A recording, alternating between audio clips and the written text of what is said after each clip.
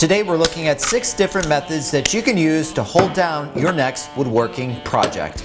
We're going to start off with the most expensive ones first and then work our way down from there. The first method is to use a HoldFast, which work in conjunction with bench dog holes, which are 3/4 or 1-inch holes drilled into a solid bench. I have 2 styles here for us to look at. Both of them clamp on the surface of the material. The first style works by inserting it into the bench dog hole and then using the screw clamp to tighten the work down. The second style works almost the same as the first, but with this one you have to use a mallet to drive the HoldFast in place.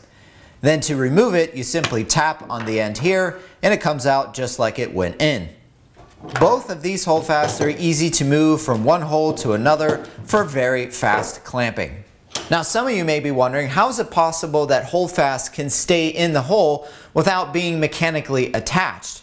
Well, it's because the hole is sized slightly larger than the HoldFast itself.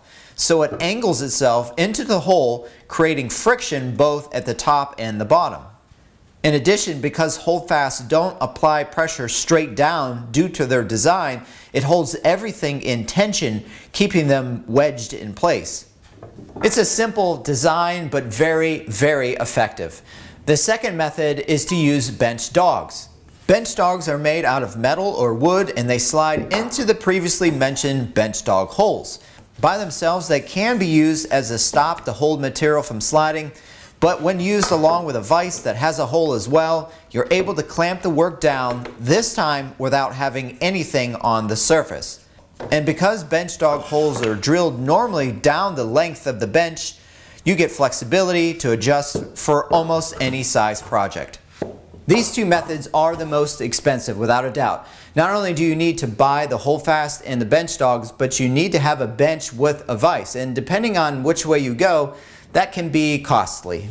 The third method, and maybe the most obvious, is to use woodworking clamps. However, there are many different styles, so which ones work the best? A lot of DIY and some professionals like these quick clamps because they are low cost and easy to use. Plus they're multifunctional, meaning you can reverse them for clamping or spreading things apart. However, sometimes they don't hold tight enough, and that's where the F-style clamp or bar clamp comes to the rescue. They provide a lot more clamping power for those projects that need the extra hold. However, even within that category there are some differences. And the biggest one is the difference between a clutch version and a professional version. The clutch style has these metal plates called clutches that are used to release the sliding arm on the bar, which means you first have to squeeze them to make your adjustments, which takes time, and sometimes they catch, which can be annoying. Compared to the professional version, which doesn't have a clutch, making it at least 75% faster to clamp something down.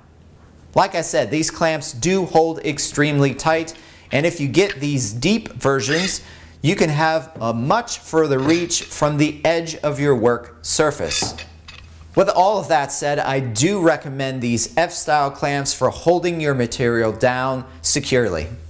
The fourth method would be to use Ttrack hold downs, which slide into Ttracks. These Ttracks can either be machined into cast iron like this, or you can buy them separately and then install them into your workbench top. These are very popular right now and are a great option for holding almost anything down. The fifth method is one that is often overlooked because it doesn't really hold things down, rather it holds things in place, and that is a router mat. Router mats are pretty much the same thing as drawer liners or the non-slip mat that's used under an area rug. Surprisingly enough, they work fantastic for holding work in place while routing or sanding. And last but not least is double-sided tape. Woodworking double-sided tape is really, really handy to have in the shop. It works great for holding almost anything down or in place, including jigs or templates for routing.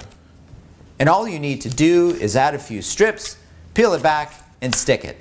Then to remove it, get something flat like a pry bar and gently remove it. As you can see, each method is different from the other one, which gives you plenty of options. Now all you have to do is figure out which one or a combination of them that's going to work the best for your current project. If you'd like to stay up to date on what's happening at Training Hands Academy with courses and anything else I have going on in the shop, please follow me on Instagram. And more importantly, if there is any way that I can pray for you and your family, just let me know. I would love the opportunity to do so. Thank you so much for watching this video. God bless.